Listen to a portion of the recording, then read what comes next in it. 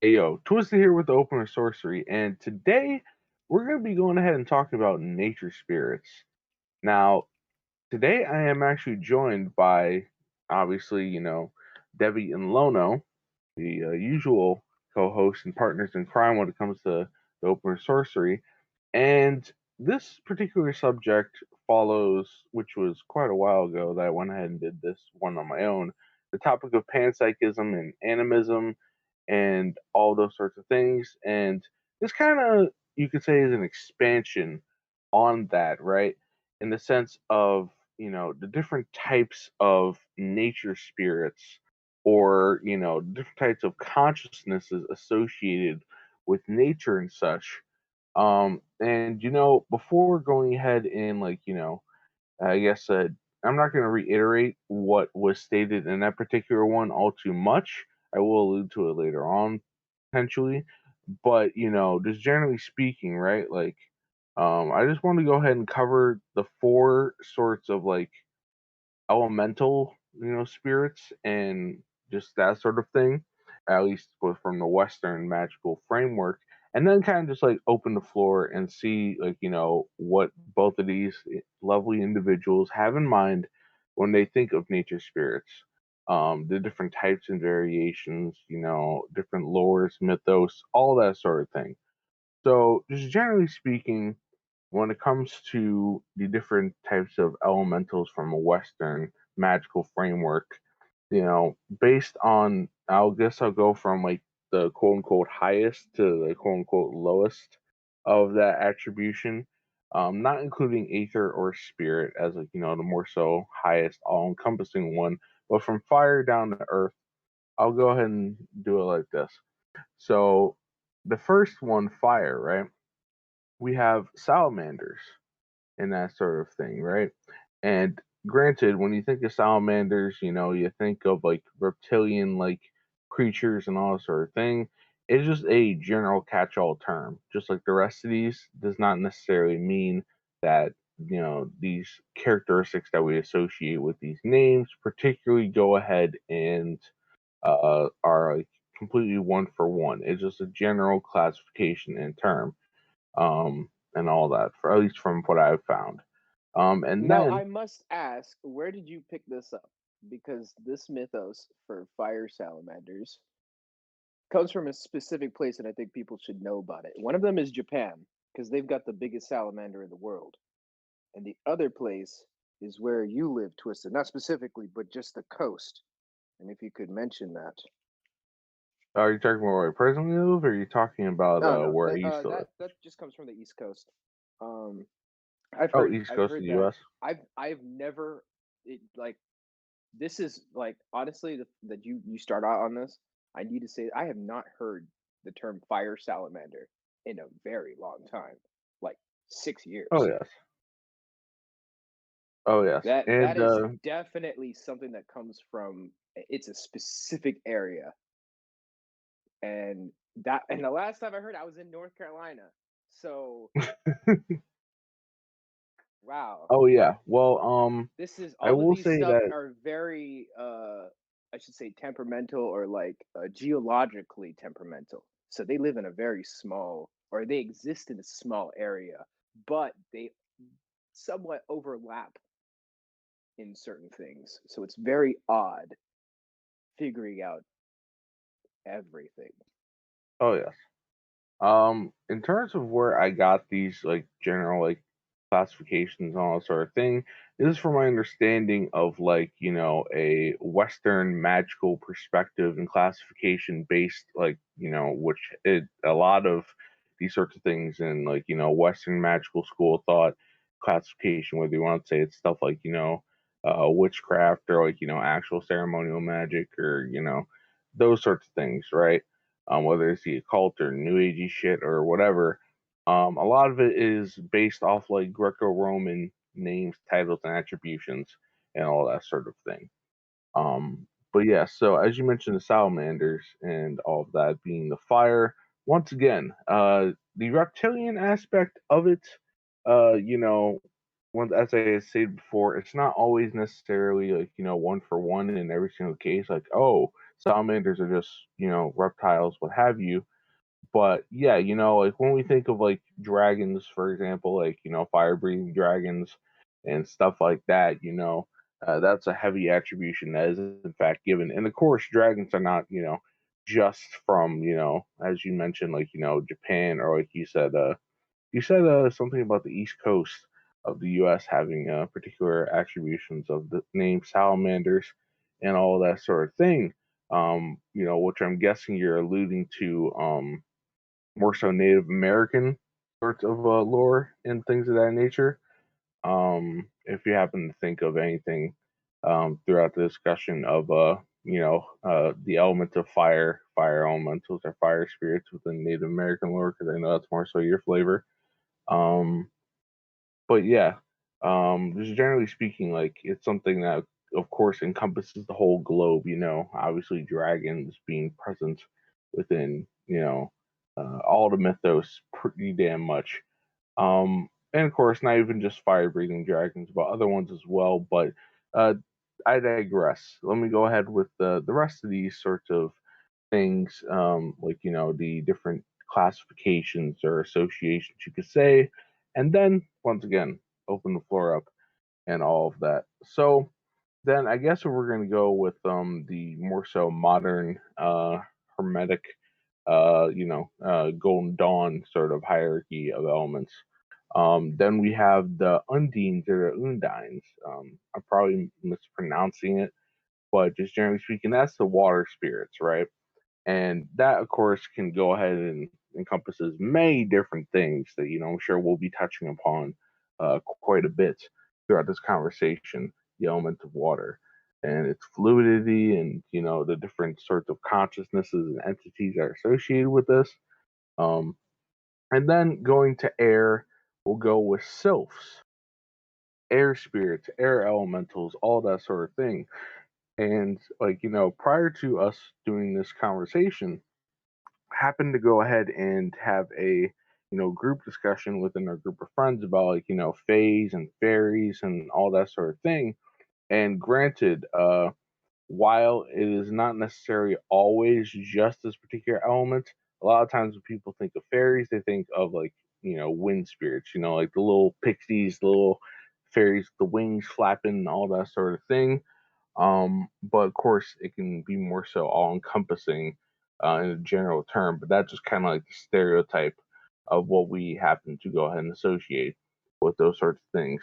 And also, when we get to the elements of earth, that right there is usually what are called gnomes and all of that sort of thing in the modern attribution. And aside from like just the general classifications from what I found, and all that. I would say that one piece of like pop culture media, a popular anime that kind of went ahead and incorporated these and other magical elements into it was Black Clover. If you guys have ever seen Black Clover, Yes. oh yes, pretty damn good, right? Hmm. But yes, that was kind of like how they went ahead and utilize, that sort of classification. They had, instead of it being like an all encompassing term for, various sorts of spirits, what have you, it was kind of more so like, all right, there is one particular sort of spirit, like, that governs over each element in that particular realm in mythos and all of that. So I just want to go ahead and cover that sort of like general, I guess you can say, framework catch-all sort of thing, and then from now we can just go ahead and expand. So I guess based on whatever I said, or anything else that comes to mind, since Lona went ahead and spoke a little before about salamanders, I'll go ahead and pass the mic over to you, Devi. Oh, what comes to your mind? The floor is yours.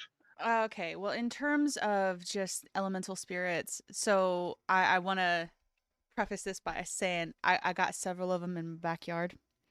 I know y'all have heard my stories of things going missing when I don't fill the bird feeder. Um, Ah, yes. yeah, and it's very true. So I didn't recognize that I had them in the backyard, and I believe this is more gnomes and sylphs, um, because they love the birds and they love the squirrels. I don't know why, but they do. Um, Because you're laughing, but you know it's true. because I did a reading of something in her backyard and look it up in the tree, and I was wondering what it was.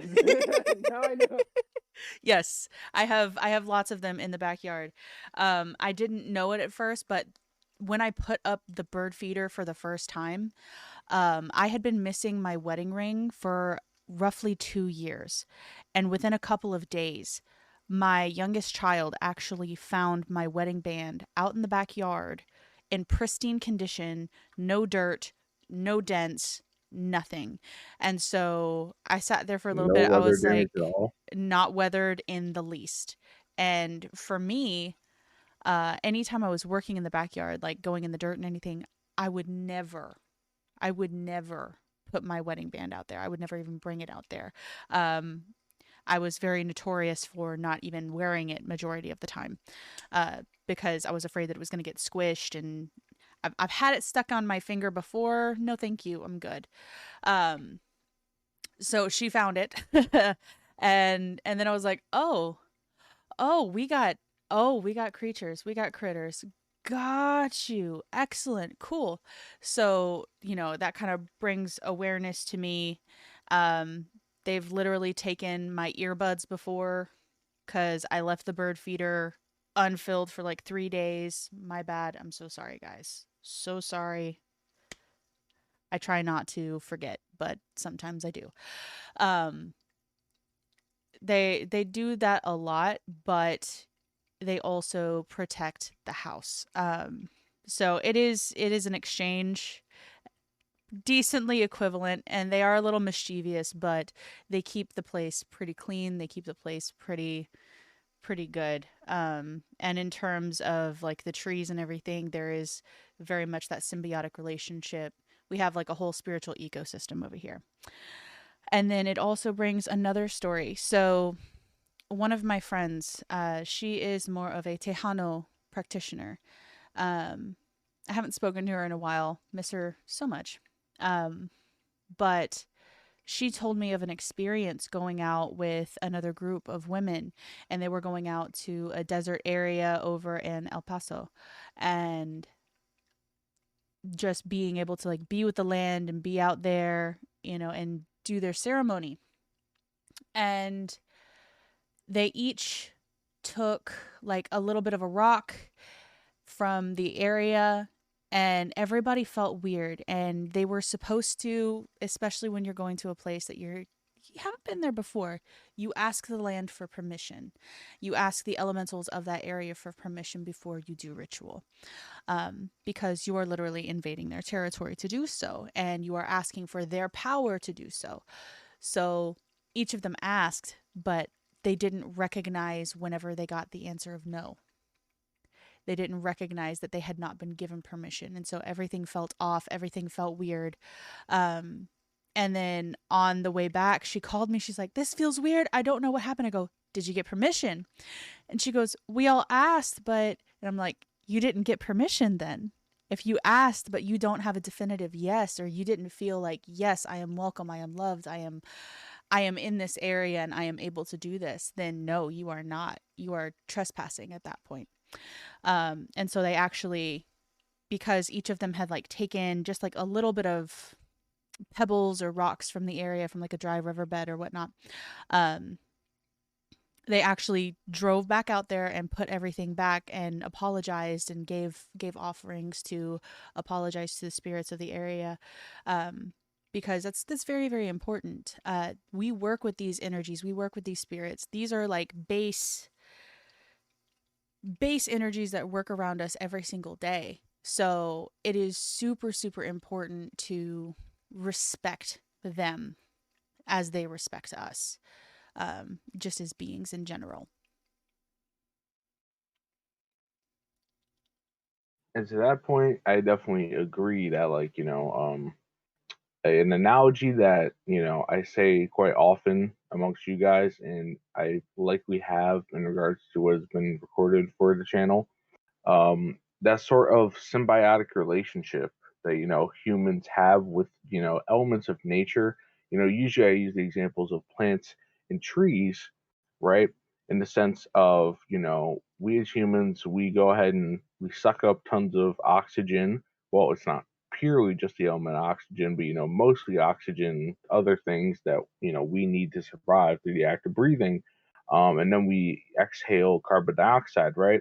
And then when it comes to the actual plants, the plants, flowers, the trees, all these sorts of things go ahead and take that carbon dioxide and they transmute it, through the act of photosynthesis and getting what they need from the sun, and then transmuting this, changing it into the breathable oxygen that we in fact need. And it is once again a symbiotic process, a collaborative sort of like, hey, look, we're both codependent on each other in order to survive, and all of that sort of thing.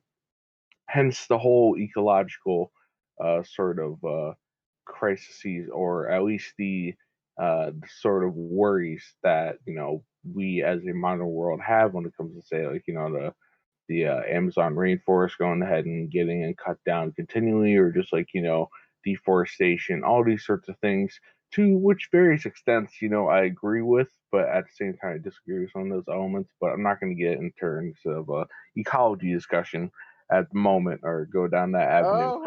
That's I'll wait for you. I'll wait in a second. Hold up. Oh, what was that? I'll say all that in a minute. Don't worry. Oh, okay. Well, if you want to tackle it, by all means. But yeah, just generally speaking, we do have that relationship with things within nature, and like that sort of thing. Like, it is, aside from whether you want to say just those particular examples, or you could say the consciousness is the entities, the beings that are associated with these, physical, things, places, all of that, that's something that, some people are not necessarily aware of because they don't have that manner of awareness, or, I guess you could say the sixth sense, the extrasensory perception to go ahead and tap into that. But, just something Oh, we got to be. but it's Oh, the go ahead. future, Twisted. This is just to say it's the future. Don't worry, we have things called randonauting, and people are finding dead bodies in the wild by using this app, and it will bring you right to the nature spirits, whether you like it or not. And I've seen it happen time and time again. You can get a ghost radar on your phone.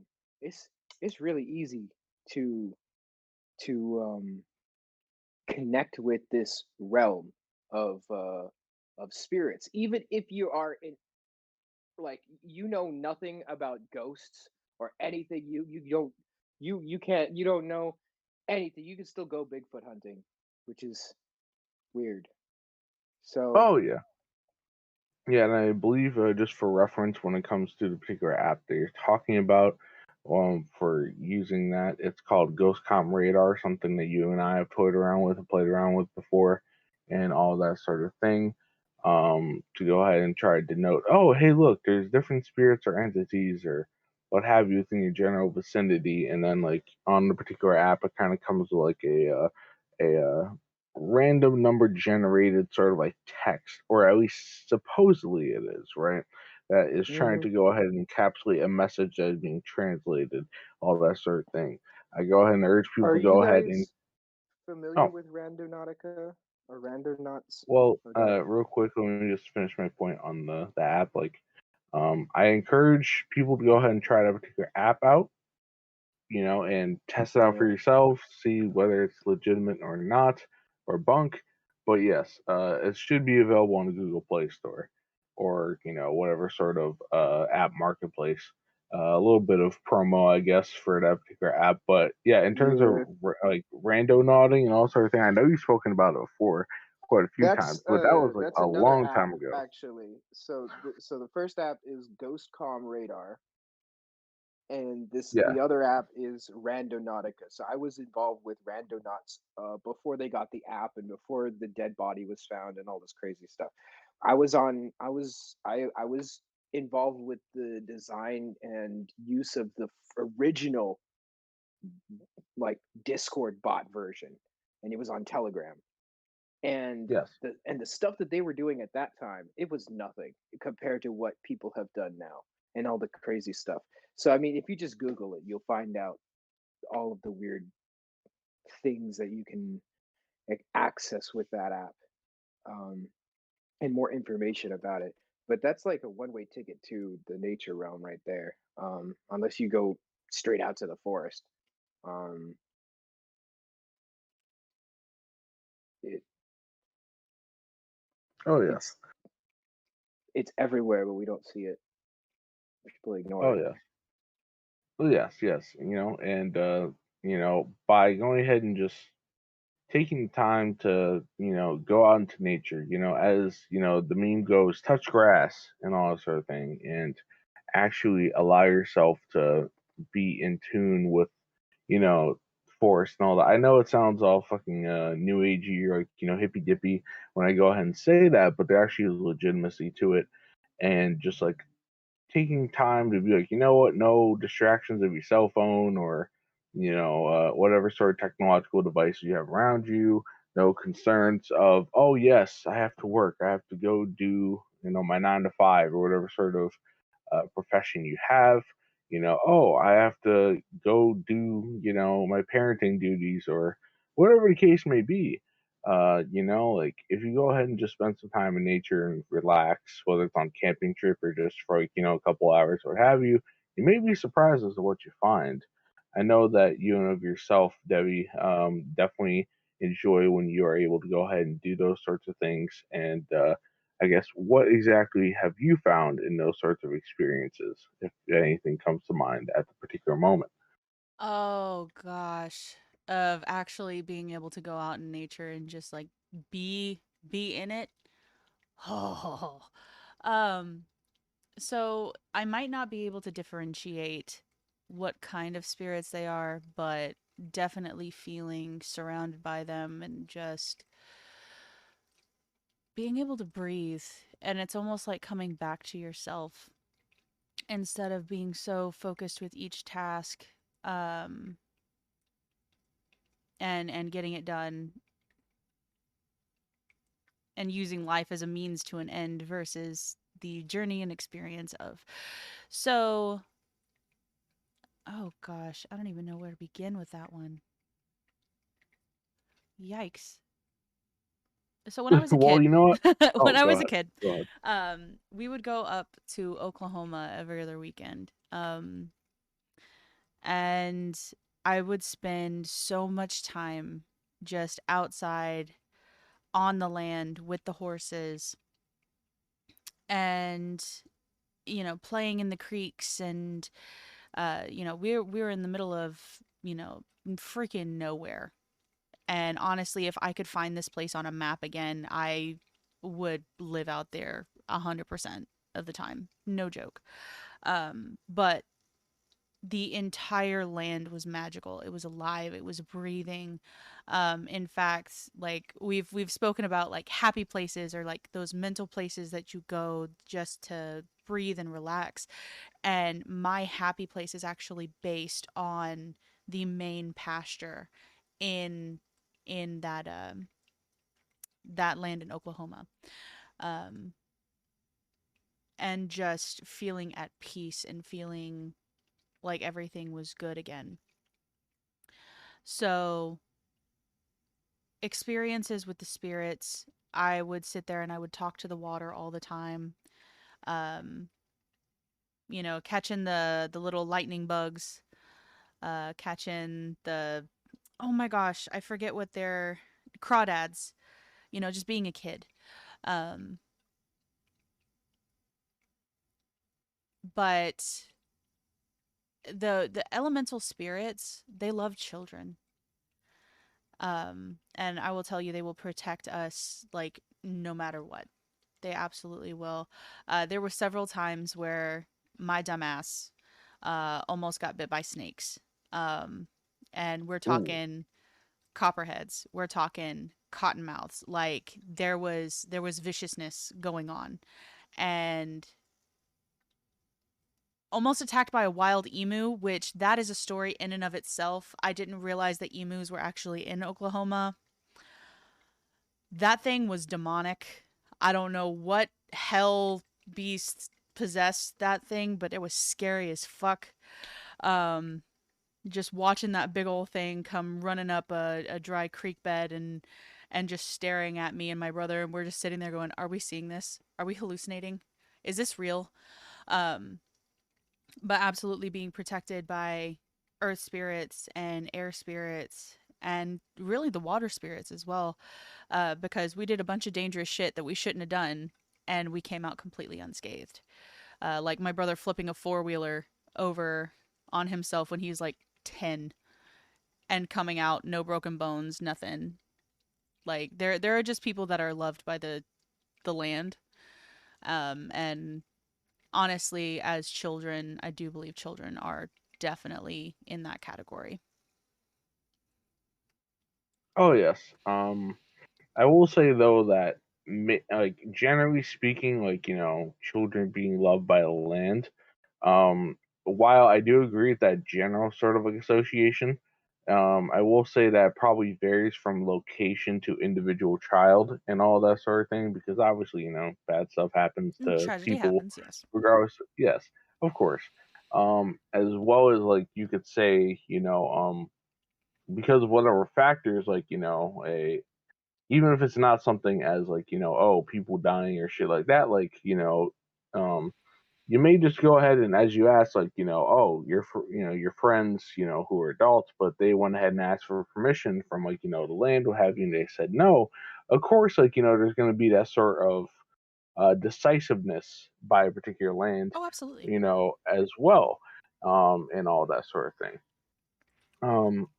So in that sort of sense like I do think that does like hold water, I guess, but in the sense of like each everything is an individual case by case basis, as I usually go ahead and say. But yeah, No, the I'll agree one with thing that. that came to yeah, yeah, and the one thing like I was gonna go ahead and mention because it seems like it took you a while to go ahead and think of that example was even in your own backyard. I know that you have gone ahead and spoken about like your relationship with like the tree in your backyard, right? Mm-hmm. And tree spirits and all that. And by my understanding, isn't the one of the names for like tree spirits and entities called like Ents Yes, or something to that effect? But please absolutely they go are. ahead and talk about that. I believe they're called Groots. Um, I Yes, am Groot. I am Groot. Yes. 100%. 100%. No, but Ents. And I know anybody that's played like fantasy video games or anything like that, you've seen tree Ents, you've seen Ents and things like that, and they're moving trees. Um, and honestly, I have seen some videos as of late where it's pretty unexplainable how a tree is moving itself. Um, oh, you've I've seen seen those those too. where And it comes like down you the sit mountain and there and it's you're just like, walking. Oh shit! what's going on? Um, but as we see those, and of course there is always going to be CGI doubt, and it's like, oh, that was faked, and this, that, and the other. Like, yeah, we're gonna have that ounce of doubt in our minds, but they are very much real. They are beings in and of themselves, and honestly, they are the rulers of this earth, 100%. Like we are not the top of the food chain. They eat us when we die. Um, but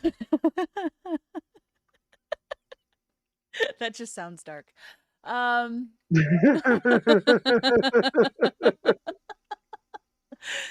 no, but I have Well, a I'll live explain oak that tree in too. my backyard, and the relationship I have with this tree, like I fell in love with this tree the moment that we came into this home, and that would be one that I would go talk to.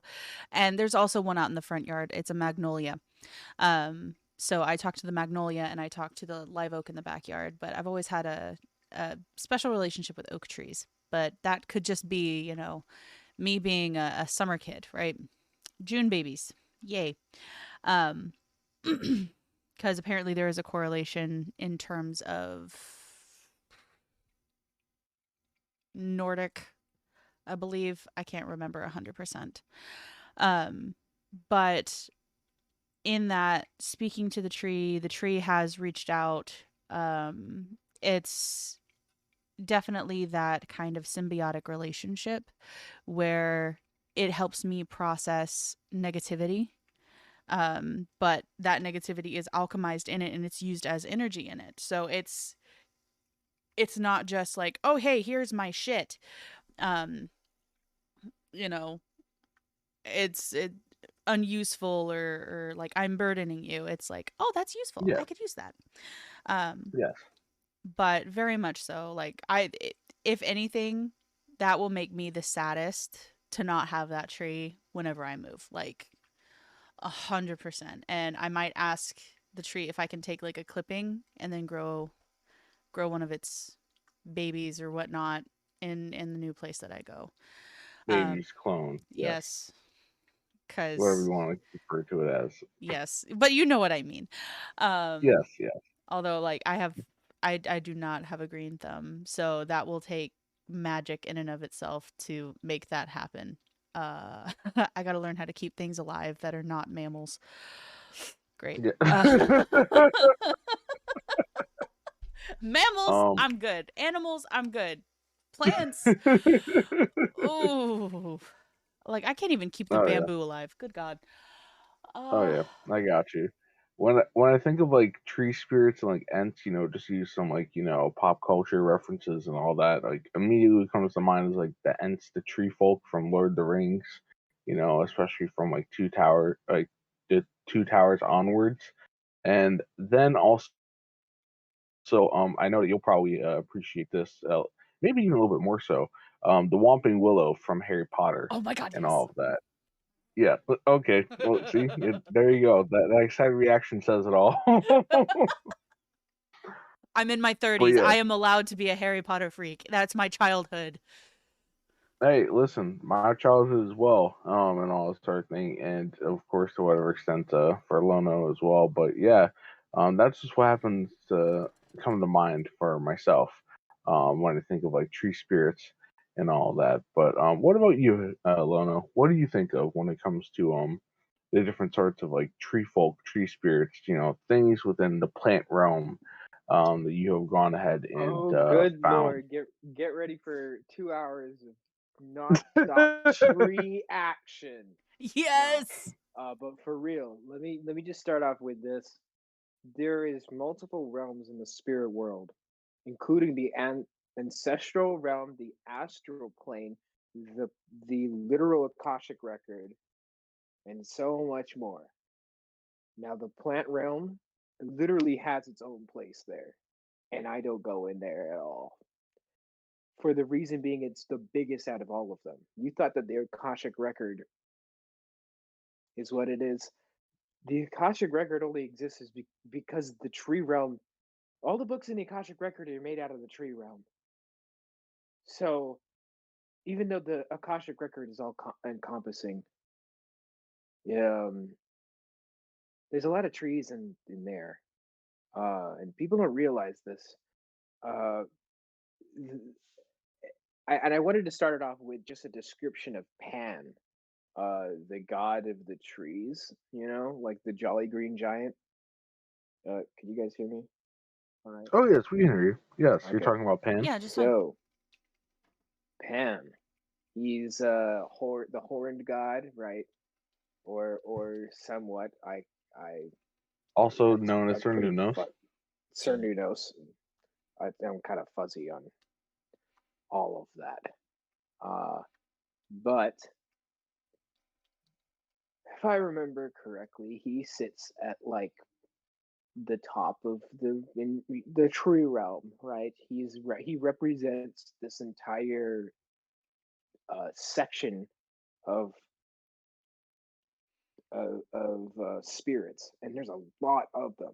That includes like if you go out in the desert, like people think that the fairies, the fae, all of these things only exist in the forest because that's the only place where nature exists. No. God, no. That's very false. We've actually subjugated them to the forest of our own design. and I'll get into this ecological problem here in a minute. Um, Forests, as we know them today, aren't real. Let me tell you, they're not real. Things like New York and Washington D.C. and you keep going down south, maybe Georgia. I'm not sure. They planted these trees in a way to make it look like a forest. Now, when they did that, they planted a lot of them in a small area. That means it's compacting the ecological system, which means it's almost like a reservation, which I mean actually all of them are. So they're basically Native American reservations. Like so you really fuck them up. Like you've royally done it. Like you're not they're a lot of them are mad. A lot of these spirits are mad because of that. That they have to live like their own land. They're getting subjugated. They can't live in the concrete jungle of society. And if they did, they're almost starving themselves. Then they turn evil or something. Um, they have to live out in the forest or the no man's land, and most of that doesn't exist anymore. And if it does, it's all squished together, and that's how you get all these like this is how you get these stories of people going out into nature and just coming back with just terrible, just outright bonkers amount of psychic activity. Like if you're not careful with this, and if you do the wrong thing in the wrong place at the wrong time, you could be dead, Yes. taken, gone. Now, I'll get into the beings that can take you in the middle of the night when you're doing something wrong at the wrong time in the wrong place. They're called Yes. skinwalkers, right? Mhm. One of them. Now, these things, you wouldn't consider them the Fae or like a spirit, so called. They're a beastie, right? Or whatever. Um, People have misunderstood the spirit realm for so long that these things are in their own category in and of themselves, which is frankly crazy. I mean, Bigfoot, Dogmen, uh, Skinwalkers, what else? The Jersey Devil, Chupacabra, Oh yeah, they're falling all under the uh, cryptozoology kind of stuff. big people, little people, alien people. And they all live in the ground and shit. It's like okay, okay. Big. I'll get to the big people and all of that in a literal minute. Um, but the skinwalkers specifically, not the bad ones, because people only talk about the bad ones. I will talk about. Let me bring. There's a story my sister told me where she and her friend, were walking through the New Mexico forest, and they happened upon a group of naked people eating pine nuts off the floor, and or they're gathering acorns or gathering something, and one of them hit a stick, crushed it, and they all got scared, looked at them, and they all turned into deer and ran away into the forest. Uh, 2 seconds, they looked at each other. Then 2 seconds later, two 10-point bucks jumped back out of the place where all of the other Native American people turned into deer and ran off, and they turned into a chief and someone that looked like a warrior. So they were both wearing loincloths, and the chief had a headdress and whole shebang. Maybe they're both wearing headdresses. I'm not so sure, but they told her that to have sorry to have scared them, and they that these deer people thought they were hunters, and that's the whole reason why they up and left. They these things live like because of the way that they live, because of how just from hearing that story, they are human. These things are human. They're related to us. They've got our genetics. They just can't exist within like this. How should I say this? Human society, human-made society. So Human-made like society is more appropriate. Yes. infrastructure. The infrastructure is literally keeping them from working whatever magic or whatever abilities that they have. Maybe the thousands of pounds of concrete lying around everywhere has something to do with that. Uh, I maybe they just can't get food. But then there's stories in Hawaii where you have bad skinwalker almost like people. Now I won't go into the definition of skinwalker and the stories about all of that because that's just you know the term. You can look it up. You can figure it out on your own. Um, might do a video on it with Nebula in the future, but there are skinwalkers in more than just one place other than this damn Skinwalker Ranch, and they got them out here in Hawaii too. Downtown, apparently, there's a family of skinwalker sharks that's living down there, eating people off the side of Waikiki Beach and shit. And the police know it, and they don't want to do nothing about it because they can't find these people. Like, I mean, imagine trying to catch someone and they turn into a shark and run the fuck away. I mean, what are you gonna do? You gonna you lose your job by that point. Like, Well, you'd be sent for a So psych are you trying? evaluation. Oh, yes, yes. yeah, yeah.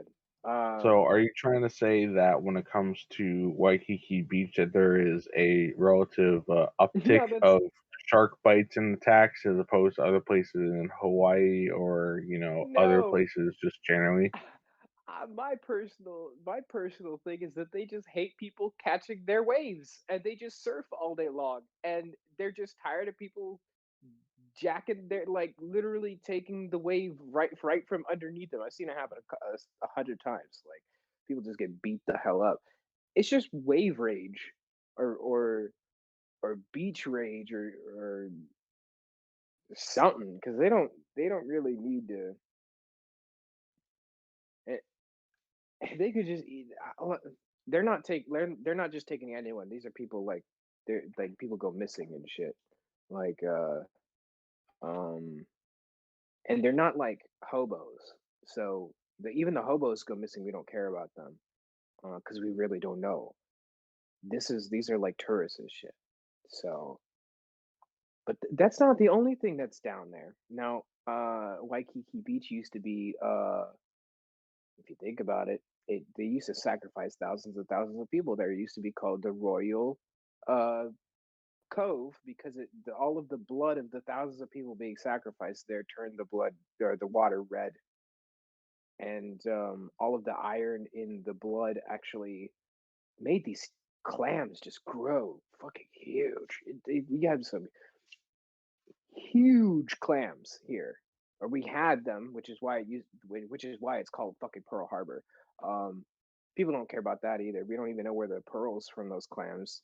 They're like 6-inch pearls. These are the biggest in the world. We don't know what happened to them. Thousands of them were dredged. Like ecological damage of unknown proportion has happened here in Hawaii, and you know what? The spirits are still here. Like the mo'o, the reptilians here, they're still here. They're just in little gecko form. And if you're lucky, you'll see their other one, the other variant that eats fish and protects fish ponds and things like that. Uh, Yes.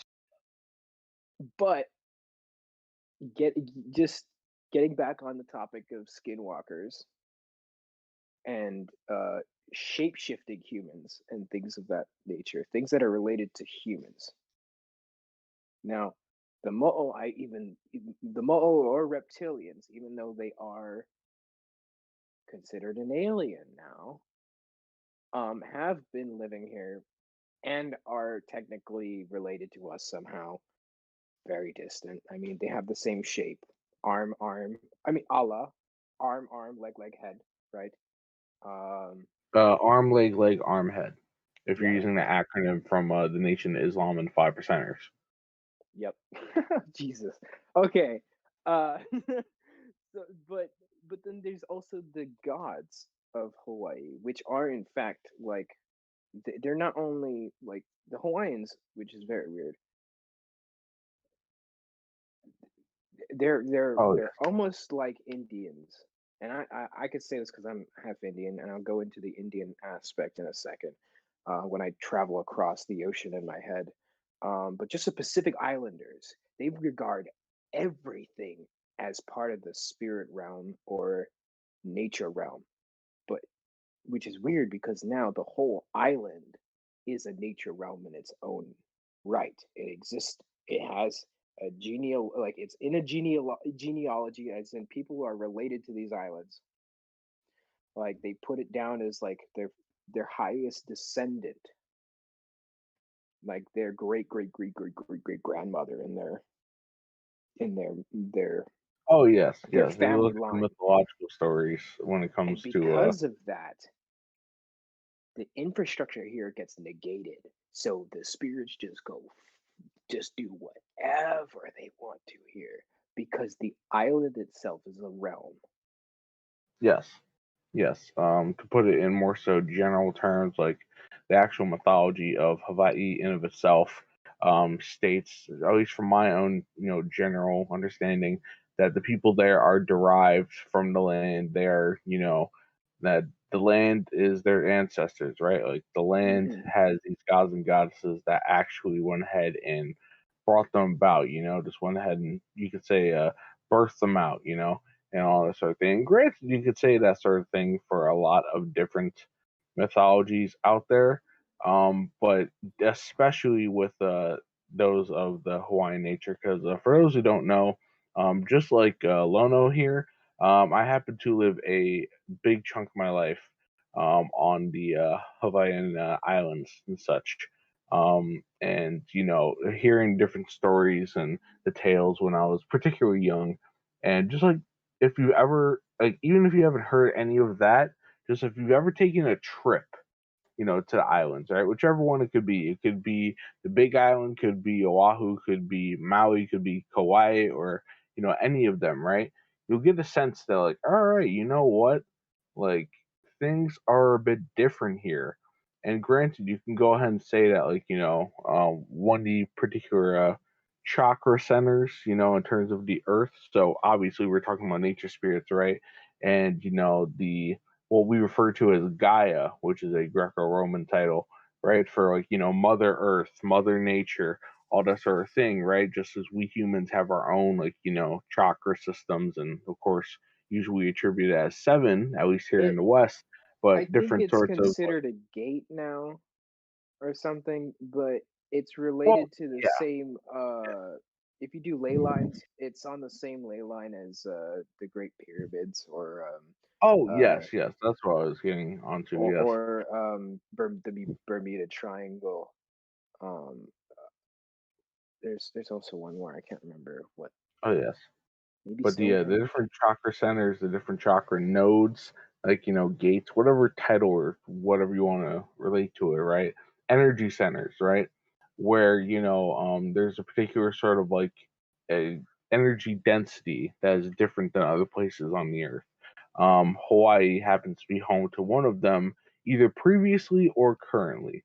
There's different sorts of maps and people saying, "Oh, it's changed as of recently," or what have you. I'm not going to get all into the semantics of that because at present I, am not remembering all those particular details, what have you.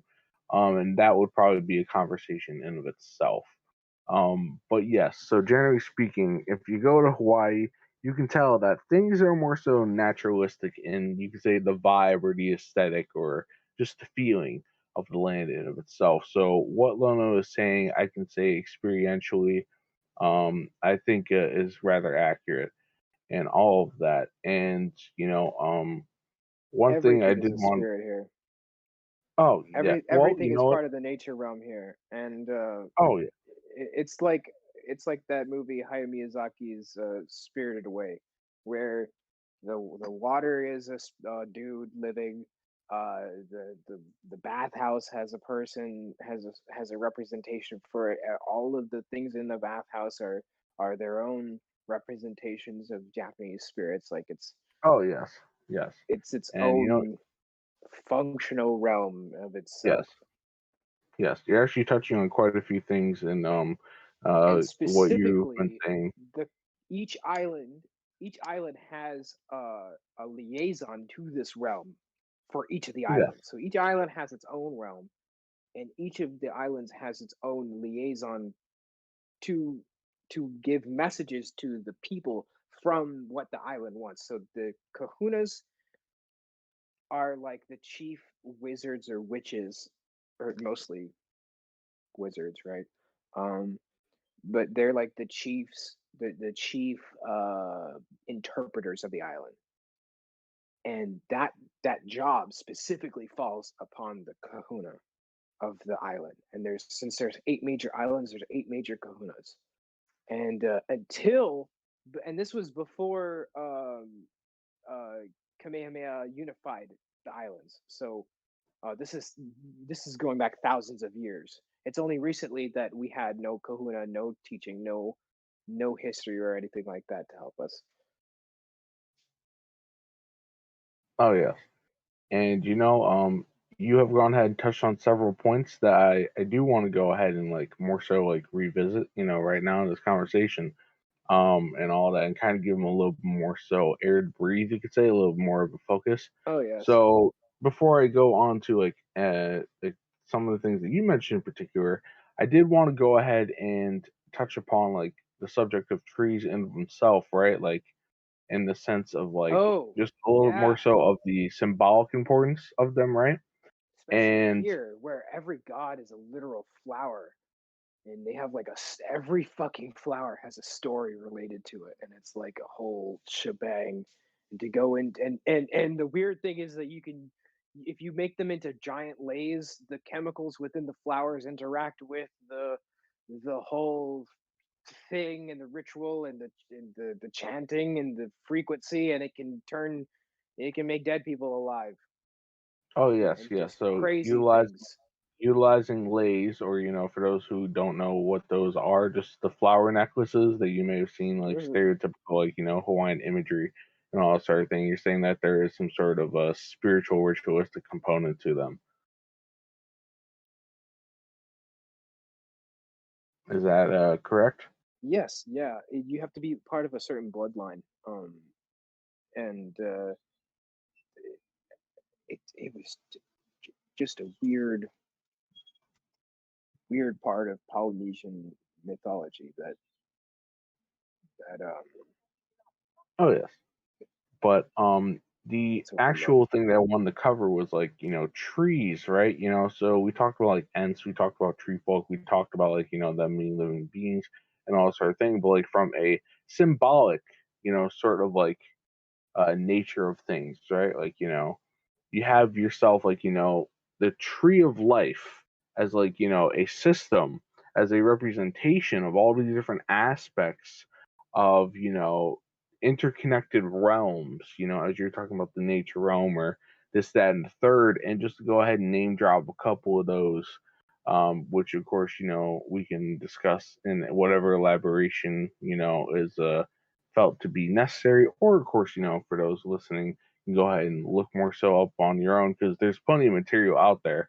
When it comes to like these sorts of systems, the three that usually come to mind for me, at least in like a Western sense, is like Yggdrasil, which is the Norse Germanic, tree of life, the Norse Germanic tree of the different realms that they have, which I believe are like 9 realms and all of that, and all that sort of thing, as well as something, at least from a practical perspective, that I'm a bit more so like associated with, or say like have more so of understanding in using it in a magical sense, is a Kabbalistic tree of life, and all of that, having the 10 spears as well as the hidden Sephiroth spear of Da'at.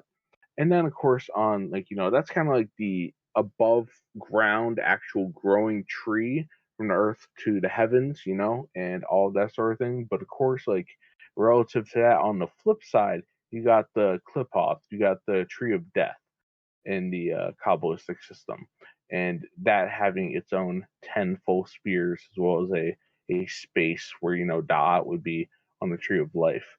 And then, of course, in the Greek system, the tree of porphyry, which in of itself is kind of like it's it could be utilized and applied mystically, and for that, I definitely am not an expert by any means in that regard. But it is more so utilized in the realm of philosophy, and trying to go ahead and put different like manners of like logical or reasonable thinking in relation to putting it in a systematic manner, which is gone ahead and based off of the one philosopher. I believe his name is Porphyry, or I may be going ahead and misconstruing that, because it's truth be told, that in particular is something that I've kind of more so been uh, enlightened to recently, with a discussion with a uh, a friend of ours. Well, Devi and I went ahead and talked to him and all that sort of thing.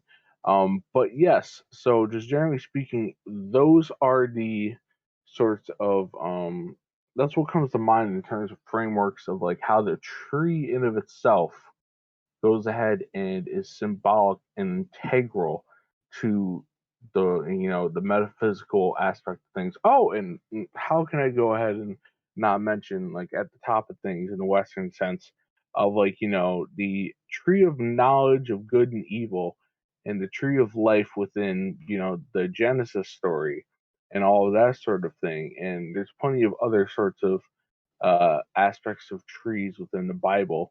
One book I will go ahead and recommend that all of us in this conversation have gone ahead and read either fully or parts of is The Language of Creation by Mathieu Peugeot. And granted, you may have gone ahead and hear me speak about Jonathan Peugeot and Mathieu Peugeot several times here on the channel before. But yes, I recommend for symbolic aspects of, like, the tree within the book of Genesis, particularly, and throughout the Bible, that is a good book to go ahead and check out to get a rudimentary understanding of that. Um, but I guess let's see, what else aside from mentioning that? Oh yes, yes. So going back more so to like what you were talking about, Lona, right? Of like shapeshifters, right? And those sorts of like, hey, look, people, like, people or humans, right? But being able to translate and transfer into, like, a animalistic sort of form, a bestial form, right? It's like werewolves. That's immediately what comes to mind, which feature heavily and prominently in Norse Germanic mythology as well as Native American. And I know you probably have quite a bit to say on that. But first, since it's been a minute since we heard her lovely voice, I want to go ahead and pass the baton over to Devi to get her thoughts on this particular sort of thing. On trees? Oh, on the shapeshifters. Yes, Oh, did you go on a little bit shapeshifters. there? We moved on from trees to dogman and vampires and all Oh, of the Oh, like. yes, yeah, fantastic. werewolves specifically. But yes, you can go across to whatever manner of I'm shapeshifters. Yeah, you oh zoned out, didn't gosh. you? A little bit. A little bit. It's I all do good. that sometimes. My brain just was like, "Oh, I'm relaxed. Here we Oh go." yes, Okay. yes, you're good. Yes. No, but shapeshifters. Okay. So, I would say majority of spirits would fall under that category. Reason being, so we know in the tangible realm, like we are solid, we have form, like I'm literally sitting here like slapping my body, like we are, this is what it is, right? But in terms of spirits, they're not gonna have a solid form. Apologies for my dog. Um, but they are going to be very intangible. They are going to not necessarily always hold the same kind of I don't even know how to describe it. It's even like angels. Like angels appear to you like Gabriel. Gabriel appears to me in terms of female. I've heard of Gabriel appearing to other people in terms of male. You know, Uriel has appeared to me as a hollow tower filled with eyeballs. Oh Again, yes. apology for my dog. Um, Well, you but know what? We were just talking about werewolves, so it's rather appropriate. Yes. it's rather appropriate, isn't it? But because of all of this, in terms of shapeshifters, I do hold the belief that majority of spirits fall into that category in and of itself. Now for the more tangible, like Lono, you were talking about the skinwalkers who had like your sister had stumbled upon and immediately turned a deer and fled. Um, I do believe that that is definitely possible. In Haitian magic, I've seen quite a bit. Um, He and also talks about having memories of turning into pink dolphins in living in the Amazon rainforest.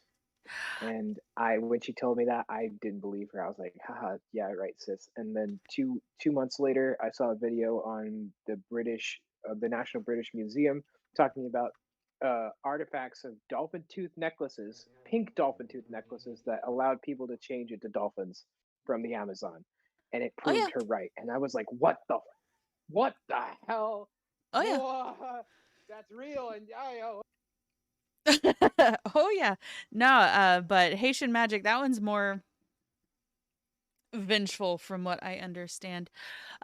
Where their warping of your body into something else is more of a curse. And I know I believe it's Mexico, but it could be one of the other countries in Central America. Um, I know one of the beliefs of the werewolf is like the seventh son of a family is said to be werewolf. I've seen a couple documentaries on it in terms of that, where mentally, yeah, you could see like the mental shift in this man. And he, unfortunately, on camera, he was writhing, but nothing was actually changing in terms of the body. And, you know, you kind of get some shits and giggles kind of laughs. But I do believe there is basis in reality for those kinds of shifts to occur. Oh yes, yes. I Um. I have to Oh, say go ahead. that this has happened to me, where you just start, it's in a situation of just, I don't know if it's dad's strength or whatever it is, you just get so not with the current, like, okay, so let me give an example. I thought I had parked my car in front of someone's house. My mom got out of the side of the car started to roll. Out of nowhere, I mustered the strength of 16 men and pull my my coupe by the door handle and move the entire car from hitting another car. I don't know how the hell I did it. Same thing with that refrigerator I got off the back of that truck. I probably broke my back. I am a scrawny dude. I don't know how people pull off these feats of strength. Adrenaline. That I It, can actually it explain in terms of just human it is physiology. not just that, because it's a weird physical change. You start growing hair too, which is very very weird. It's not testosterone. It's something else magical. And No, I've been bit by a I dog believe you. too. I believe you. I But and I know in terms of how adrenaline works in the body. Because the way that Drew explained it, that really got me. And Mm-hmm. our Drew, not Drew W. Shield, uh, the Drew, he said that when his mind can blank out, Mm-hmm. and then shit goes nuts, and then like almost like DID or like something else comes out, and then it's there. Same thing with the dragon. Sometimes the dragon is around me too much, and I'll just start growling for no reason, and then people are scared. Like it, it's. I have no idea what it is. It can't just be possession. It's something else. Well, you mentioned the whole DID thing, right? And once again, making a pop culture reference, and all of that. For DID, I'm talking about him formerly known in as well, as DID, not a joke or anything. well, yeah, Literally, yeah, I know, yeah. but I'm saying like just to like go ahead and get a visual representation if people want to check I this know we film joke out, about right? it a Like, lot. yeah, yeah, but like in terms of the like there's a film out there came out in 2016, I believe, called Split, starring James McAvoy, and it is primarily about DID, this person with DID. It's more so of like a psychological thriller sort of Is that the film. one with Um, glass? well, yeah, it's the Yeah, I precursor to like that Glass. one. Yep, That it's a that one's precursor to good. Glass. Yes. Um, but yes, in that And sort of thing, he like did all of those stunts by himself. He was climbing by himself. He literally ran across the field at 40 miles an hour. Like he trained himself to do all of those oh, well, you're stunts talking by about Glass. himself. You're talking about Glass itself. No, Yes. no, I'm talking about the guy with the I'm talking about that movie. The No, other one. no, no, Split. no. Split. But Well, in glass. there wasn't a particular scene in Split where he was out like Oh, in no, a no, no, no, no. field or Sorry. something like that. Yeah, sorry. Yeah, yeah, Talk about the character that was in Split in the movie Glass doing all yes, of yes. the stunts by himself and training himself to do it, which is even looking up that video is really like it's one of the things that like in modern day it's a crazy feat. Like I don't, Oh yes, and just generally speaking, like just to go ahead and get to the general core of it, like yes, DID, MPD, multiple personality disorder and all that sort of thing, tapping into different personas within one's psyche, because of that sort of fragmented nature and all of that. Pretty much, so spoiler alert, if you haven't seen the film, but later on in the film, and there's allusions made to it throughout. Pretty much James McAvoy goes through a actual physical metamorphosis when a particular alter, a particular persona called the Beast, happens to go ahead and become prominent. And the scene is the most like dangerous out of all of the alters and personas that his character happens to have. And this is where Lono here is speaking about like, all right, you know what, this particular form of James McAvoy, like the Beast, form where that persona takes over, like he grows pretty much and like start become more so muscular, gains more so like superhuman strength, and goes ahead and terrorizes the character that I believe the actress is called Anna Taylor Joy or something like that. Her character happens to go ahead and experience, and not going to go ahead and like ruin the ending of that film in terms of the result. But generally speaking, that is one visual representation where you can go and see this sort of phenomena, at least from a psychological lens, but in correlation to what it is that Lono is speaking about, and all of that. But yes, werewolves in of themselves, lycanthropy, which is the more so the study or like the field of magic or philosophy or pseudoscience or the paranormal that has to do with it's werewolves. it's like Harry Potter. Snape told us years ago. It's like there's two types of shapeshifters. There's one that could shapeshift into animals, and then there's literal werewolves. And you got to know the difference between them. Oh Mm-hmm. yes, yes, as is mentioned and shown Prisoner in of Prisoner Azkaban. Azkaban. Yes, Yeah, which you went that's ahead another and good mentioned movie. with the Whomping Willow before. Yeah. Yeah. Mm-hmm. Hey, it comes back. Everything comes back around. Hagrid. It's great. Hagrid died. Oh no! Can we give a moment of silence for Hagrid? Not in the film, Oh, but recently, like how many yes. months ago? It was like Is 6 weeks, something like that, within the last 6 weeks. six? Not even Okay, that it's the long. actor who played Hagrid. Oh. But let's see, what else was it? I was going to go ahead and mention. Oh, yes, yes. So, something else that you were talking about, Alona, in that particular like discussion that I you were still want to having, talk right? about the giants and the Keebler elves. I know you guys talked about gnomes, but I want to get to Keebler elves Oh, well, at we some made a point. brief mention of gnomes, yes, but not really all too much of a focus on them. Hey, if you want to speak about it, say it with your chest, dog. Yeah. Okay. So, Keebler elves, small beings. Now in Hawaii specifically, on this island. particular, and the Pacific. We have these things known as menehune that protect the waterways. We have Menehune Water. It's like a water company here. Their literal mascot is the Menehune, a little man or a little tiki dude. Uh, they could be mistaken for grays. Uh, and I haven't really figured out the difference between a gray alien and these Menehune, other than the fact that these Menehune are brown. That's the only thing. The the the mysteries for these types of beings. Now, they're very weird. It's almost like Easter Island head kind of things, but Easter Island heads were made by humans, so we know what that's about. These things are almost like literal spirits. If you see them in the nighttime, they're considered royalty, and you're supposed to not look at them, or you'll turn to stone. But these things have both access to the stone realm and the nature realm. So there's a overlap in this.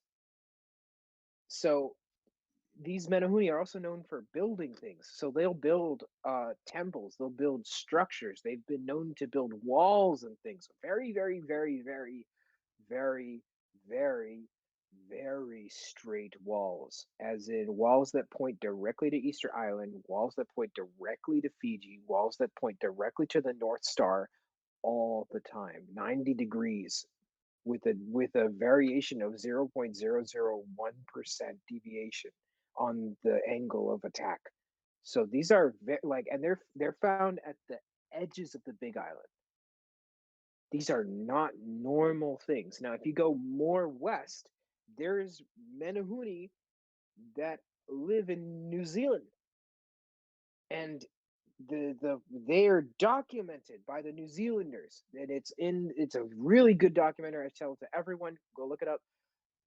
Skeletons in the Closet in New Zealand story, or New Zealand and Skeletons in the Closet. It's 2 hours. There's part one and part two. They're about an hour long, and that is actual definitive proof that these things are out there somewhere. Definitive. I mean, 15-foot, 50 like giants. People that are a group of people that lived there, red hair, that killed a bunch of people, and then other people, and then the Pacific, some Pacific Islanders that went around the world the opposite way around. So they went from like through India, like around Africa, or through Africa, and then around like the Americas, and then back to the Pacific. And when they came back, they went back to New Zealand on a couple of canoes. There's like a number of canoes. And when they arrived there were people already living there, and they helped eradicate these giants that lived in the Pacific from like the area of Cambodia to like New Zealand. And that's where they kind of like that's where their kingdom stopped. Now these things are found everywhere in New Zealand. You can find them literally by breaking the ground anywhere. I mean, they break a they're building like a parking lot. They'll find like 26 bodies, 15-foot giants, like 3-foot skulls, all in the fetal position, bound together, just huddled together, just like mass grave. And the people that the construction people, they don't give a damn. They say take this out. The actual tribes people that run the government there do not recognize them as actual New Zealanders because they want a war against them. This is old tribal beef, and they essentially just take these giants and they crush them up for bone meal and they just throw them away. There's also Celtic people living in New Zealand that can trace their ancestry back to like Norway and basically like Scotland and the Vikings, that they've done ancestry DNA on them. They know where they're from. And without the ancestral DNA, they know orally where they're from, which is even crazier. They're called the Nati Hotu people, and they're Yes. like white hair, blue eyed, or sorry, white skin, blonde, blue eyed people, Yes. and they're living in New Zealand, and they're half Iraq. They're from Persia or some shit. Like they're like Persian and they're Persian, Celtic, and New Zealand, and they survived the mass murdering of these giants and lived in New Zealand after that, mingled with the people that came on the canoes. And that's how we get like the browner population of New Zealand, as well as the Kumra, which is another spirit god there. Who would have thunk that a sweet potato is a literal nature god in New Zealand? All right. So the Kumra is a nature god for whom? Where in particular? The Kumra, which is a sweet potato, was taken from South America in a tribal meeting. They know where all these tribes met. They knew exactly when they met, and they knew exactly what they traded at that meeting, the meeting, right? So, and these meetings are related to the 600-year meeting of the Pacific Islanders. So it's like a huge conglomeration. And one year they met in like they one a couple or thousand years ago they used to meet in like South America, Atlantean, like so basically like Central Mexico. Um, and then they moved it every 600 years they meet in Hawaii, so Oahu and these islands. And then before they met in like Fiji or Aotearoa or something like that. Uh, So what you're trying to say is that there was some sort of annual or periodic meeting it's of every different yes, nations and tribes every across, 600 years, one Pacific person or Ocean someone from and Hawaii, Polynesia. their job is to learn the oral king list of every Pacific Islander at that meeting. So they would go over like 600 years of of king lists, multiple 600-year spans of king lists. So this is like from the beginning of when they got to the Pacific, when the Pacific plate went down, from their last, almost like Lemurian times. When these people first got to the Pacific, they have an oral tradition of who lived there, what was brought, what was shared, and what they did, and where they went. Even where they went is even, which is even crazier because it's like it's told, right, but you don't expect it to be accurate. And then when they test the tools that that they find, and the rock samples from the adzes and the stone pickaxes that they were using to build canoes to travel across the Pacific, the stones actually come from these weird islands in the South Pacific, where the oral tradition said they had went previous 200 or 300, 400 years ago. It's all like it's it, what is it? It's all documented at the Bishop Museum, and also it's all supported by itself through the artifacts that are there. And this Oh is, yes, yes. you could basically apply this to the whole Pacific. um every Pacific island has this. And so if you think about it, they someone hundreds of years ago brought a sweet potato and was like, "Look at this tasty thing, tater tot. Here you go." And they gave it to the guy in the Pacific, and they were like, "What is this? What do you eat? How do you do this?" And they're like, "You plant this in the ground, and then you eat this like 6 months later." And they're like, "What?" And they took it, and then they made it's a literal god. You can go to the sweet potato and pray to the sweet potato. It's part of the nature realm. Well, I think that's actually a good like segue. Man-made. Yes, yes. I think that in talking about like worshiping sweet potato, right, is just a good segue of like getting more so to like a general sort of like a general sort of understanding of like so like I had mentioned like originally, right, like previously I did a solo recording where I talked about like the ideas of panpsychism as well as like animism, right? And like generally what we've been talking about, the whole nature spirit sort of thing, like that would fall under the category of like just animism, even though animism is usually referred to as kind of like a before civilization was a thing, that sort of like manner of thought, and like how humans interacted with like their very like non-specific beliefs, you could say, just like a base form of that, at least from my understanding. um but yes, like generally speaking, like so the sweet potato, as you were saying, having a particular god associated with it, right, or a particular spirit that is to be worshipped, right? I have to say So this. just I have to say this now that you brought this up, real quick. The corn maiden in New Mexico Native is American mythology. this is definitely related to the Qumran god. They are on the same level. The corn maze maidens, or the maidens of the corn, work on the same level as the Qumran. Or for here in Hawaii, it's the taro plant, because you can do a lot with the taro. Same thing with the Yeah. kukui nut. All the useful plants have their own god, which is even weirder, because all of these plants are they're all considered canoe plants, as in you can pot them in little pots and take them over vast amounts of water and then plant them in the ground, and they'll live on the boat with you. It's a weird ecosystem with this. Oh yes, yes. And like what I was actually going to go ahead and allude to specifically, right? So I mentioned panpsychism, which is once again a philosophical and psychological approach of like as opposed to like say a spiritual one, of like, all right, you know what?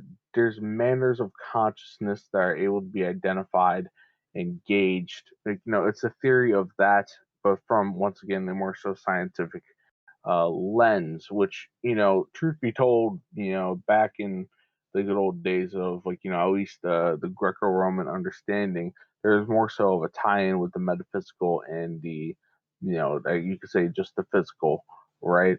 Than there is nowadays in our, more so atheistic driven modern science and all of that. But um, in terms of like say providing another example, one that I would say is a little more so of an interest to me, and all of that, is that of the Shinto idea of kami, right, and all that sort of thing, right? Ah, Um, yes. Yes, yes, and the fact that like the kami in Japan happen to have like their own, like pretty much everything has a associated spirit or a god to it, right? And granted, there is like the ancestral sort of element to it that could actually go ahead and play a part, but a lot of it is associated with spirits that are tied to nature or locations or landmarks that are natural. So, for example, you were speaking on like the like different spirits and the different consciousnesses associated with like sweet potatoes or the corn maidens and all that sort of thing. Well, if you go ahead and look up any sort of list of Shinto entities and deities, one particular crop that is very important to them, they have several different ones associated with, is that of rice and the rice fields. And I can go ahead and take a look real quick in terms of some of the names if I want to go ahead and name drop them real quick. But yes, so not just that, but like in Hmm. terms of the general realm of the kami, right? You know, um, the I knew of rivers. miso having an entity, but I wasn't aware of the rice having one too. That's interesting. Oh yes, yes, the rice fields, the natural location. So like they're being Oh shit, like and wasabi. all yes. They've got so many pictures of wasabi that look like little dudes. Like, you ever seen those? People love those things.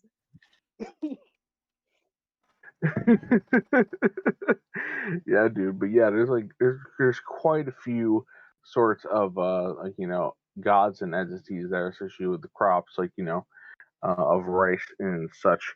And not just that, but rivers, forests, trees, and not just generally like lording But over I will all of have to them, but like say, specific locations. when I went to Japan, I noticed that even though these things are venerated as themselves, they have a physical location. There is always going to be a torii gate that represents them at their location, and there will always be one at least. Some mountains have thousands of torii gates. But Torii gates in particular, they're like the Kumra, as in humans have venerated it, and because humans put in the effort, they've become egregores and then a part of the nature realm. So, like Yes. for example, there is a Torii gate downtown for the city and county of Honolulu.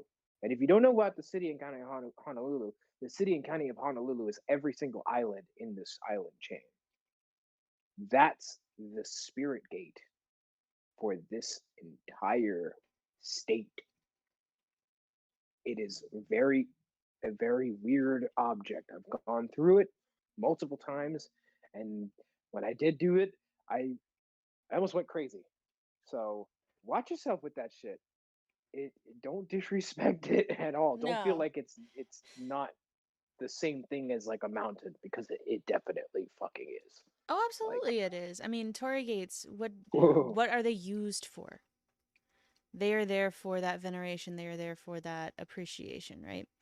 So in Western culture, we don't typically use the panpsychism or animism or anything like that, whereas it still exists there. And this is one of the reasons why we're just like, oh, everything's garbage, everything's disposable. You know, we don't appreciate the things around us in a sense because they don't have something attached to it. And this is why our society can be considered rather soulless in a sense. Um, but for those types of societies like Japan and uh, Hawaii and Polynesian culture and things of that nature. And Um, India too. yeah, and India Same as well, thing. absolutely. Oh man. And a lot of other cultures that haven't been warped in a sense and denaturalized. Um, you know, they still have those spirits that are attached to their things. This is, you know, we have wabi sabi in Japanese culture where they are literally fixing broken things with a gold. It's not enamel. What is it Oh, this called? philosophy Epoxy. of wabi Yes, sabi. yeah, the philosophy of wabi sabi. But you know, everything has a soul or a spirit or something attached to it. It's more meaningful than just, oh, this cup is a cup. Um, so I mean, I kind of want to just put my 2 cents in on that one as to why we don't necessarily see it in Western culture, and A why Talk your it's. bill shit. is just a bill.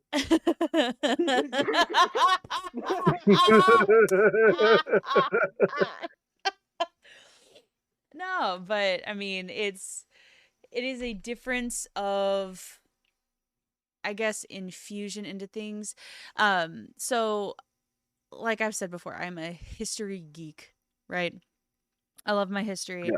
And in terms of, you know, if we're going back like 100 years in Europe, like before industrial revolution like took over everything, and that is what I do believe literally zapped the soul out of every aspect of Western life.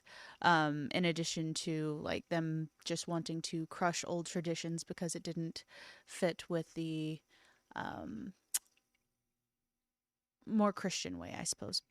Um, but they would have rituals that they would do to, you know, talk to the trees and to talk to their land and their pastures and their orchards before planting season, or just right after planting, um, for a good harvest.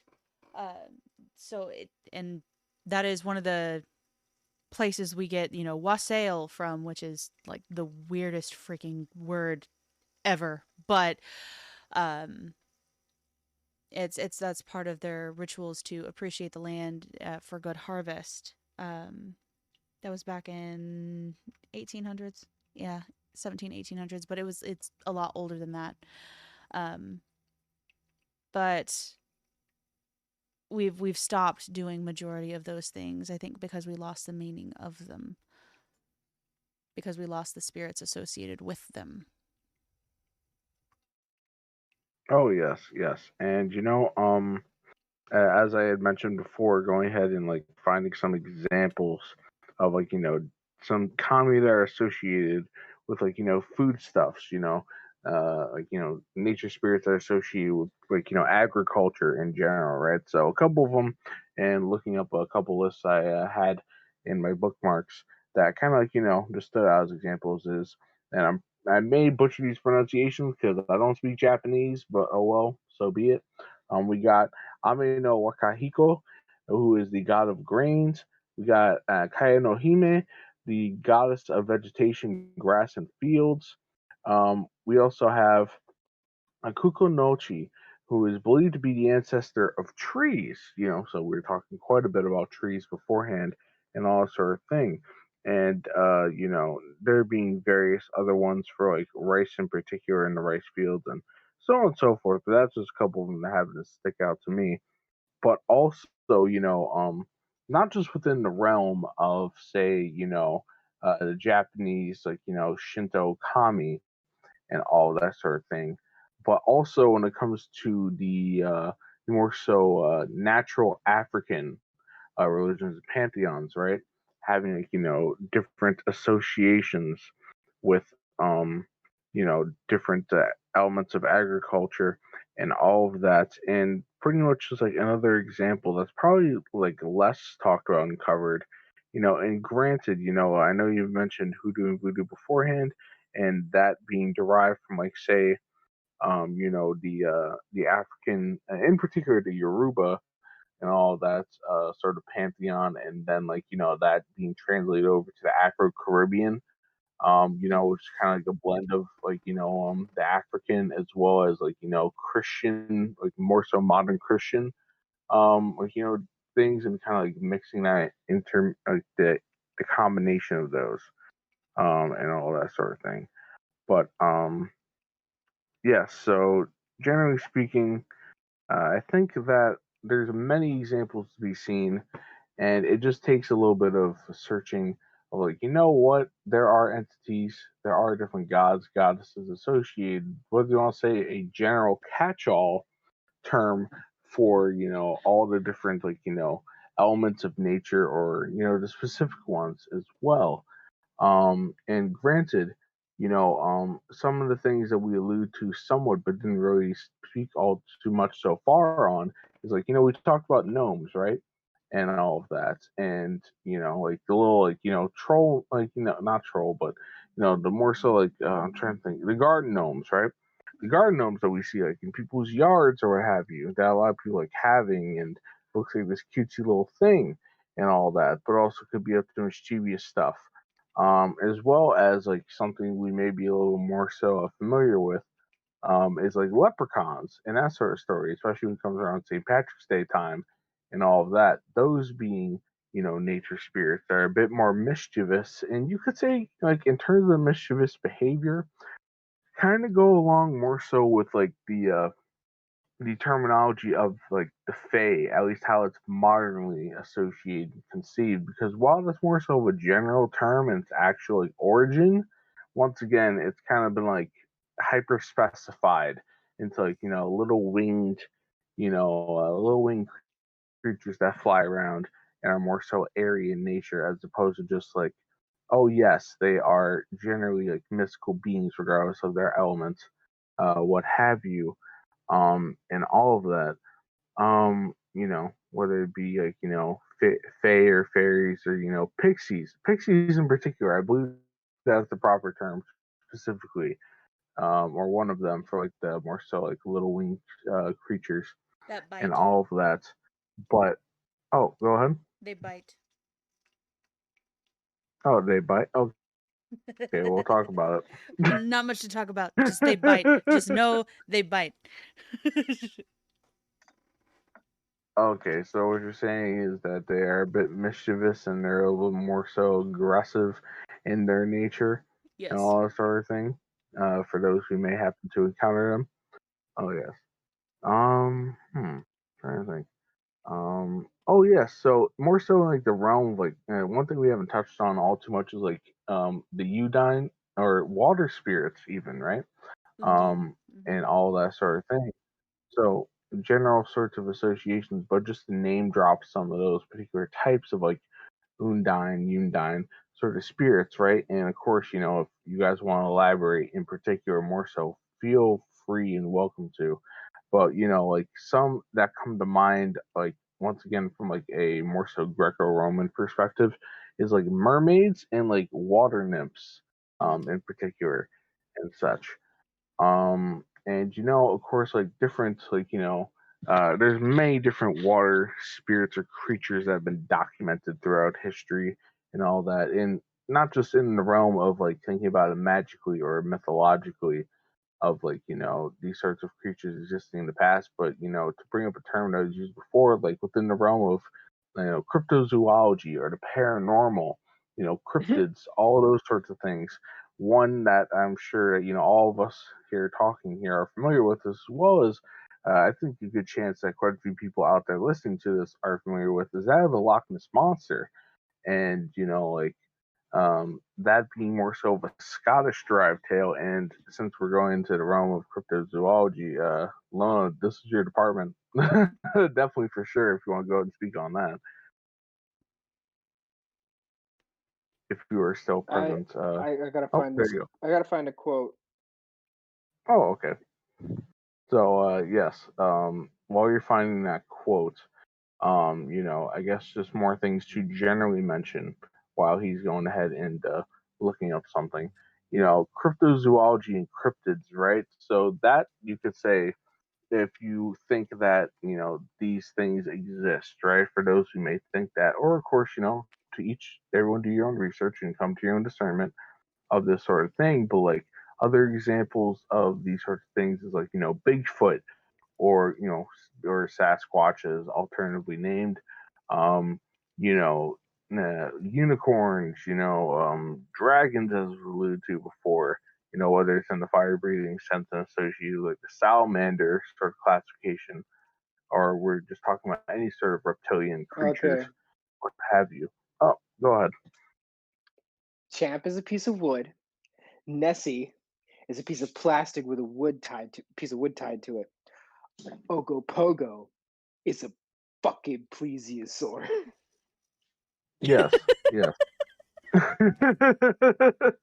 So what you're talking about is like when it comes to the story of the Loch Ness monster, and like alternatively known as Nessie, right? Like there being like different sorts of like interpretations, like the potential fabrication of that story, or like how eccentric it is, but like kind of going into the idea that like a lot of these like creatures that we've gone ahead and people have stated have been documented as being seen and witnessed may be actual physical creatures that we thought to have been long extinct, but Yep. happen to exist in small pockets that aren't really explored by people as much as like say our own towns and urban centers. Other than like not just speaking about like water spirits in general, but like he knows when you're sleeping, he knows when you're awake, he knows when you do bad or good. So do good for goodness sake. It's Santa Claus. I mean, he's real, right? I mean, he uses elves to make toys and shit, and then God damn. yeah, a segue into that. We gotta talk about them. Oh But yeah, also the and don't Tooth forget the Fairies, reindeer. and also Jack Frost and all those people that they call whatever Father Time, all them people, and Mother Nature and all that crap. Yeah. There's like time and time again, people have called it a mushroom. That Santa Claus is a damn mushroom, and Ah, yes, yes, that particular with idea of with just that some of these like funguses. I know we're getting pretty off the topic of water, but water spirits and all that hey, shit. hey, But hey, like, hey, get into it, get into it. but like Terrence McKenna, fucking, Burning Man, go out to the desert, get talk to some machine elves, bro. Machine elves. What are Oh they? yes, We don't know what they are. Do you take yes, drugs? Because we need someone that talks to machine elves. Tell oh us. yes. Let, So let to us kind of know. like, yes, so to kind of like slow things down a little bit for those who are listening, right? Like what Lono's speaking about is the idea that, so we know like a lot of people in the West, and worldwide know the myth of Santa Claus, and like the jolly good old guy in red who goes ahead and delivers presents, on Christmas Eve to all the good little boys and girls across the world, right? But there's this idea, within that's been touted, within different historical sorts of fields, and definitely within that of the realm of those who delve into psychedelics, right, and different sort of entheogens, which includes mushrooms, right? That's the Amanita muscaria, right? A particular sort of mushroom that a lot of people use for psychedelic consumption and be able to have these hallucinogenic trips and spirit quests, right? In a more so spiritual lens and more so shamanistic or like lens in of itself, right? Like these people, like in previous times, like back when shamans were a little more so prominent, within tribal, village, like communities and such, would go ahead and in relation to the Santa, story, right? They would go ahead and they would take the Amanita muscaria, right? And they would go ahead and, of course, take it themselves in like, regular form. Or actually, it may be that it was a little bit too poisonous sometimes, what have you. But So you in force feed some it to a documents, deer, and then that one moment, reindeer. Lona, one moment, I'm about to get to it. So, like, the reindeer in himself, right, to use the filtering process in case the mushrooms were a bit too poisonous, they would go and have the reindeer go ahead and like consume the Amanita muscaria, and then they would go ahead and drink the reindeer piss, and that be the way to go ahead and trip balls and get high in order to have their spirit quests and their visions and all that sort of thing. And pretty much the idea that the story of Santa Claus is an allegory based off of and alluding to that sort of process, as well as also like the idea. There's also an idea that's been floated around within the past decade plus, and probably longer. I believe the book came out in 1973 or somewhere in the 70s, called "The Sacred Mushroom and the Cross," where the idea of like Christ being associated with Amanita muscaria and other sort of hallucinogenic mushrooms happen to go ahead and be like, derived off of those sort of like more so druidic shamanistic like practices in of themselves. And yes, so with that being said, my apologies for going ahead and cutting you off before, Lono, but by all means go ahead, and what else can you add on to that? Oh no, with Terrence McKenna and the dawn of psychonauts, not randonauts, um, Yes, the yes, massive amounts of LSD and DMT, you start, and specifically Joe Rogan has popularized this, but yes. the idea of machine elves, these things that live in your mind or somewhere else that will show you things. And people have talked about the machine elves before, but hold on, give me a second. Oh yes, yes. So while he's going ahead and taking a moment, just like the idea of machine elves, like those being particular creatures or beings that if you take different psychedelics, you go ahead and you see them on your trips and all that. Them being like non-Euclidean shapes Yes, and just like ve- yes, very documented, very much known in the tripping community for wanting to show you scenes, just pictures of things, and and and they're very curious bunch of entities. Not much is known about them, but they'd also fall under in the nature realm as well. Just I have no idea. I don't know how someone found this out. I don't know how Terrence McKenna found it out. well, How much he drugs you well have to for those take. who don't know, who Terrence McKenna is, he is well known for going ahead and promoting the use of psychedelics for spiritual insight in like a Western manner. Amongst many other people, including his brother Dennis McKenna, including many of the people who are into shamanism and all that sort of thing. But he's kind of like the new agey sort of guy that went ahead and was pushing this, back, before the 2000s, because I believe he died like, pretty much at the cusp of or around the turn of the century, and all of that. But yes, he spoke quite a bit about psychedelics and what he found in the sort of like relationships of like the pieces that he put together, mentally speaking, the breakthroughs he had after taking these substances, and was sharing that quite a bit, throughout the rest of his life afterwards and such. But yes, in that sort of sense. So please continue, Lono, if you are in fact still there and or looking something Nothing, up. just drugs, dude.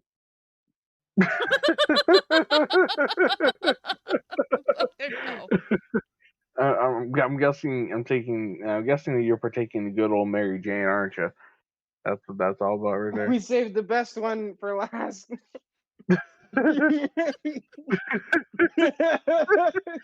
Well, while you're going ahead and initially speaking about the machine elves that are associated with like different sorts of psychedelics and all that sort of thing, would you go ahead and say, as someone who smokes quite a bit of weed, that there is a spirit associated with the good old marijuana, good old cannabis, as we like to use the name Mary Jane?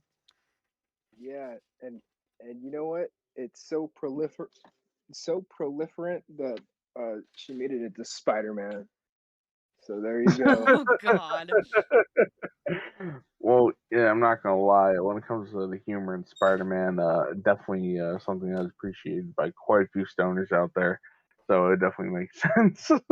Probably, in terms of Jack Kirby and Stan Lee going ahead and writing it, I'm sure they probably went ahead and partook in their fair share of weed and potentially psychedelics and all that sort of thing. Well, creating not just that comic, but other ones as well and shit. Like Zoink Scoob, when are we gonna find a real fucking ghost? Going mad. Jeez.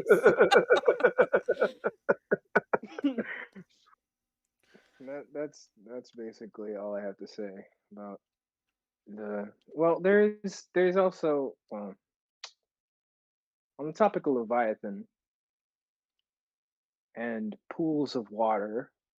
There is a spirit that's related to Thoth that shows up as a giant plumed serpent in bodies of water at certain areas of the world. And the weird thing is, now this is like there's like a tunnel system from that leads from like from one coast to the other coast underneath the US, and it leads to some of these weird bodies of water out in the Oh middle yeah. of nowhere. And it's during World War II, they drove submarines into them and landed into pools in like Ohio and stuff like that, like weird lakes. And there's one in New Mexico. I actually visited it, and literally the Army Corps of Engineers came, or the Navy Corps of oh no, Army Corps of Engineers. They came in and they dammed it up, and they did a whole bunch of stuff to that thing for no apparent reason. After, and this is after someone had seen had seen that spirit in the lake. They never saw it before in that lake. They saw it one day. They ran and told the whole pueblo about it, and the whole pueblo came out and started throwing shit into the river. And then the military got involved and dammed the whole place up. It was fucking weird. Nobody questioned about it. It's not it's not normal. Doing this Yeah. submarine business that I've been researching right now, I know definitively that they did this. There are pools that reach from the Atlantic to the Pacific, and these beings could have gone through into these pools. Something living, something very large, a large serpent-like thing. And it's not just in North America, it's in the Pacific, No, it's it's in worldwide. Australia, it's in India, it's in China, it's in uh where is it? Uh Russian Orthodox. Where is it Sweden? or somewhere north. Yes. It's a and in Egypt too. So I It's wonder everywhere. what it is. Oh It's yes. everywhere. I mean, I did. in terms of Native American mythologies and things coming from underneath the earth. I mean, we have the ant people. Oh yeah. Oh yes, yes. Now, before we get into any sort of like you could say nature spirits or like any sort of creatures that come up from the earth, I do just want to go ahead and rewind a little bit because your mentioning of Leviathan was a little bit abrupt. So, for those who don't necessarily know who or what Leviathan is in the Oh, in the Judeo-Christian Bible. Abrahamic cosmology of things, Leviathan is a sea serpent that is mentioned in the Bible. I believe at least once, but I believe a couple times, what have you, and is associated with the, you know, the primordial waters that existed before the earth came into There formation. are Leviathan plural in the Bible. And that's talked about somewhere between in the old books of Genesis, Exodus, Leviticus, Numbers, Deuteronomy. Uh, in the Old Testament, where Jonah goes to Nineveh to preach, he is eaten by a great fish, which is not a leviathan, but also not a whale. So and it's not a grouper because a grouper is only the size of a VW bus. It can't eat someone whole, and for them to live in their stomach for 3 days, like Jesus did, get spit out onto the beach, spat out onto Yes, the beach, yes, like it threw him up. He was lit like that's that's a big fish. And Sounds more like an alien spaceship, not gonna lie.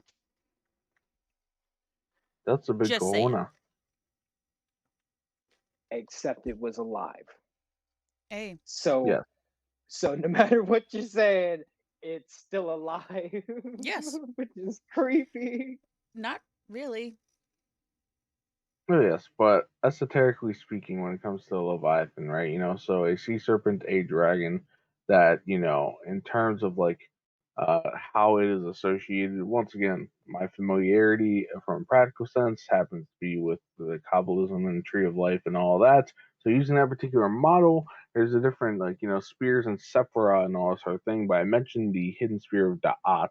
That is usually what Leviathan would be associated with, from my understanding.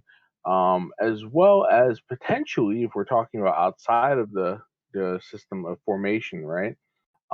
Would be actually more so associated with above Keter, the top, spear in of Where itself, is in the this realm of newest? Ein Sof, Or, It's and all Thor. of that. What is his name in Thor's mythology? Leviathan. Well, Jormungandr? It's okay, specific. Jormungand or Jormungandr. Jormungand, something Jormungand. like that. Something like that. It's Loki's kid that comes. It's the Ouroboros. He's Mm-hmm. eating his own tail. He's called the World Serpent specifically, well, yes, and yes, it's and Ragnarok comes to go ahead and the, at the end of the world, yes. we should do a video on that. That's interesting. Well, Like yes, yes. Loki and all that. That'd be cool. Yes, we can. Maybe in the Yes, we can future. go ahead and cover those topics later on. But generally speaking, yes. Let us The know in the comments because this is yeah. but yes. In any case, the yes, that happens to be tied in with it too. But I didn't necessarily want to go ahead and focus too much on that. I just wanted to give a little bit of context because you just jumped right into it. But yeah, and talking about like sea serpents and all of that, like another sort of thing that we allude to more so, and truth be told, I think deserves a name mention right now, but something that would warrant its own conversation is that of dragons and all of that, reptilian creatures, beasts, what have you. And something that, not just fire breathing dragons with wings, what have you, but there's many different types and classifications and stories and mythoses associated with that. And also something we didn't necessarily mention yet is that of like unicorns as well. Trolls or say like, goblins or orcs or anything like that. And granted, these are featured prominently from the fantasy genre of books and film and video games and all that sort of thing. So there, you may have familiarity with them or not. But yeah, like there's quite a bit of stuff that we have not necessarily covered in this particular conversation that we could delve more so into as time goes on. But I'm not gonna lie, I think we did cover quite a bit already so far in this conversation. Um, so in that sort of sense, right? Like, in trying to wrap things up a little bit, um, do you guys have any last thoughts to go ahead and put out there for the moment being? Since we haven't heard you speak as much like recently, Debbie, go ahead, and do you have anything that comes to mind that'll wrap things up? Any sort of closing thoughts? I mean, just in terms of, spirits of nature that are around us constantly, they are around us constantly. And if anything, if you reach out for help, they will answer. Um, they're not necessarily going to be like, oh, I'm going to show up as a pixie, or oh, I'm going to like literally physically show up, but you will be able to feel a shift. Um, Even people that are not as sensitive, I do believe you will be able to feel a shift. Um, and it's honestly, I I would rather work with earth spirits and nature spirits over gods or angels majority of the time. Yeah, okay, so I guess why the elementals as opposed to those? Why the elementals? Um, One, it feels like working at home. They are more comfortable for me. So that is more of a like I'm working with my peers kind of thing versus like I'm having to go up to somebody and be more specific. They Oh get me. yes, They yes. understand me.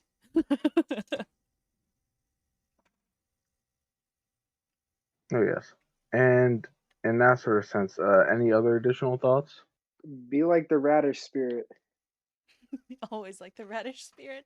Let's go.